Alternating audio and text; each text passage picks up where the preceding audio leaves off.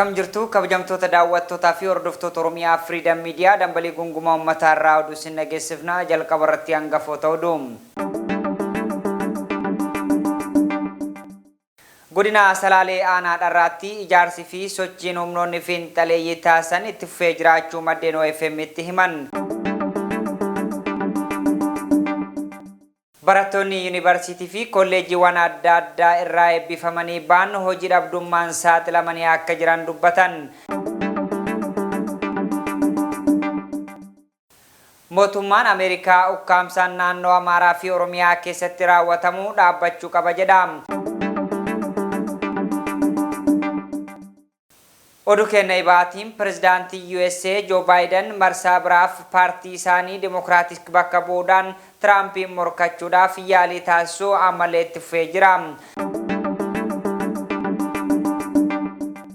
Oduu isin dhageessisuun kan isin wajjin turaan Jibriil Muhammadii amma oduu bal'inaan.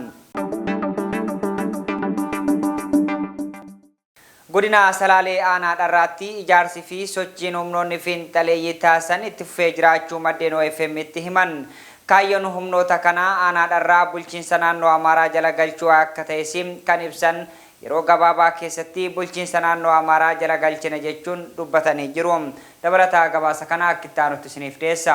Godina Salaalee aanaa dharraatti ijaarsi fi sochiin humnoota fiinxaleeyyii taasisan itti fufee jiraachuu maddeen OFM itti himan. Kaayyoon humna kanaa aanaa dharraa bulchiinsa naannoo Amaaraa jala galchuu akka ta'e kan ibsan yeroo gabaabaa keessatti bulchiinsa naannoo Amaaraa jala galchina jedhanii jiru. Viidiyoon mul'atu kun jimaata darbe jechuun adoolessa 5 bara 2024 aanaa dharraa ganda tuutti mana barumsaa tuutti keessatti kan humnoonni fiinxaleeyyii kun ummata walgahii kaa'uudhaan mariisisaa turanidha. Humnoonni kun ummata walitti qabuudhaan marii taasisaa turuu kan himan maddeen humnoonni nageenyaa mootummaa tarkaanfii seera kabachiisu fudhachuu dhiisuun callisanii ilaalaa jiru jedhamee jira. Akka humnoonni kun viidiyoo kana irraa dubbatanii fi jiraattonni jedhanitti aanicha keessaa gandoota adda addaatti humnoonni kun bifa jabaataa ta'een ijaaramanii jiru. Ganda tuutti sararqullaa kuulloo kan jedhaman keessatti ijaarsa qabaachuu dubbatu. Marii uummata waliin taasisan kanaan dhimma aanaa dharraa bulchiinsa naannoo Amaaraa jala galchuu irratti uummanni deeggarsa akka taasisuuf waliin hiriiruu akka qaban dhaamanii turani. Yedharraa Asmallaash Komitee garee jedhamu hundeessuudhaan akkuma Walqaayitiif raayyaa humna qabanne dharraas humnaan bulchinaa naannoo Amaaraa jala galchina jechuun dhaadatu. Deeggartoonni humnoota fiinxaleeyyii kun magaaluma kana keessa osoo jiraatanuu mootummaan tarkaanfii seera kabachiisuu irratti fudhachuudhaaf fedha waan qabaatuun fakkaatu jedhan. Yeroo isaan qabeenya saaman manneen uummataa kan dhalattoota Oromoo ta'an guban barbadeessan gocha humnoota kanaa balaaleffatanii akka hin beekne simanii jiru. Faallaa kanaa dhalattoonni Oromoo ta'an qabata miseensa obooti jedhuun humnoota mootummaatiinis humnoota fiinxaleeyyiitiinis ajjeefamaa fi hidhamaa oolu. Barattoonni yuunivarsiitii fi kolleejjiiwwan adda addaa irraa eebbifamanii ba'an hojii dhabdummaan saaxilamanii akka jiran dubbatan. Barannee eebbifamuu qofa malee ogummaa keenyaan qacaramnee hawaasa keenyaa fi ofii keenya tajaajiluu hin dandeenye jedhuun barattoonni yuunivarsiitii fi kolleejjii garaagaraa irraa eebbifaman. Dabalataa gabaasa kanaa Xuubaa Bunee akka itti aanutti isiniif dhiyeessiti. Barattoonni yuunivarsiitii fi kolleejjii adda addaa irraa eebbifamanii bahan hojii dhabdummaadhaaf saaxilamaa akka jiran dubbatan. Barannee eebbifamuu qofa malee ogummaa keenyaan qacaramnee hawaasa keenyaa fi ofii keenyas tajaajiluu hin dandeenye jedhu barattoonni yuunivarsiitii fi kolleejjiiwwan garaagaraa irraa eebbifaman.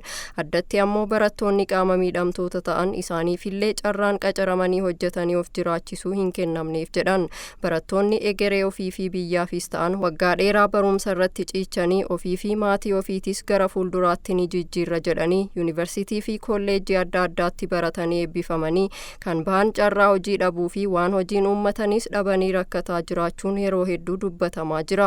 Carraa hojii kan argatan ijoollee hariiroo namoota aangoo fi maallaqa qaban malee isaan kaan qabxii guddaa fi ogummaa gaariiyyuu qabatanii baroota hedduuf carraa qacaramuu dhabuun dirreerratti ogummaa waliin hafanii jiru jedhu. Barataan qaamaan miidhamaa ta'e Masfin Katamaa Magarsaa jedhamu bara darbe Yuunivarsiitii Finfinnee irraa ogummaa gaazexeessummaa baratee bahe ETV fi Addis Miidiyaa Neetwork irratti dorgomus qacaramuu hin dandeenye jedha. Masfin Katamaa Magarsaa qaamaan miidhamummaadhaan hammana miidhamaa jira jedhe.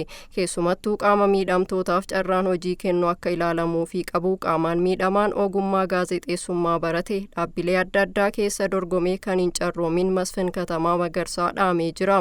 Barattoonni yeroo ammaa hojii dhabdummaadhaaf saaxilamanii yeroo maatii kaleessa isaa waliin dadhabaa ture gargaaruu qabanitti ammas deebi'anii maatiitti ba'aa ta'aa jiraachuun mul'ataa jira jedha.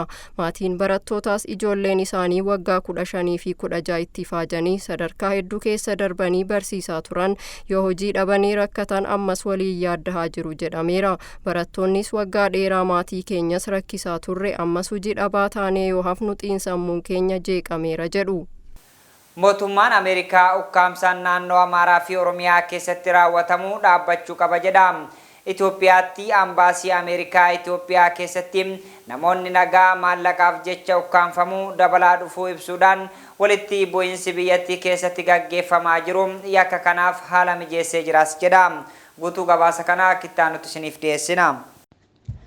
Mootummaan Ameerikaa ukkaamsaan naannoo Amaaraa fi Oromiyaa keessatti raawwatamuu dhaabbachuu qaba jedhan.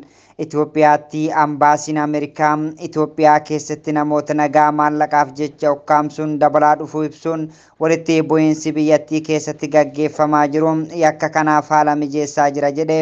Itoophiyaatti ambaasaaddarri Ameerikaa Every Maasingaan taatee namoota nagaa ukkaamsanii maallaqa gaafachuu kun olaantummaan seeraa akka laaffatetti agarsiisa jechuun miidiyaa hawaasaa ambaasichaa irratti dabarsanii jiru.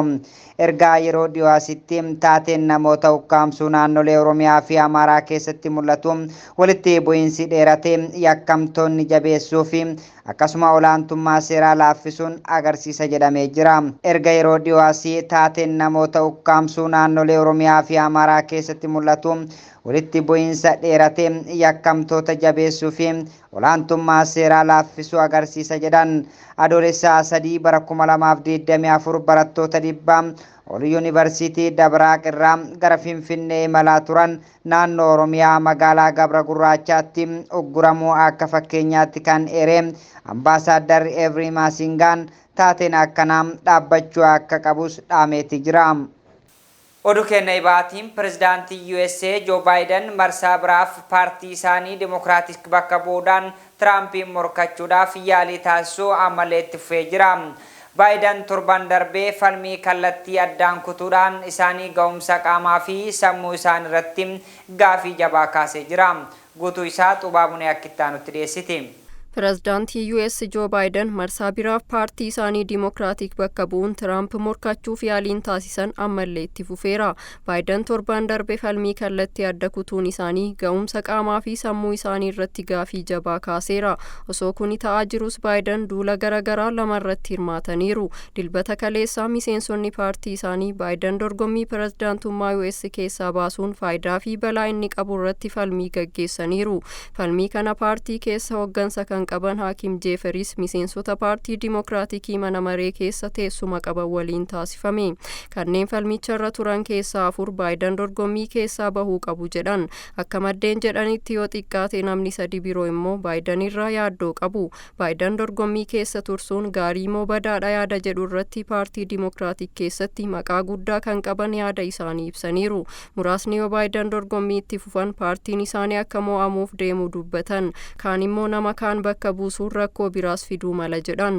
Egaa kabajamtoota daawwattootaa fi hordoftoota Oromiyaa Freedom Media dambalii gunguma uummataa irraa oduu narraaf qopheeffanne kanneen hangammaa turanii oduu isin dhageessuun kan isin wajjin ture Jibriil Muhammadi ogummaa kaameraaf teeknikaan Umar Jamaaltu nafaana ture qophiilee OFM kanneen hafa waliin turtii gaarii.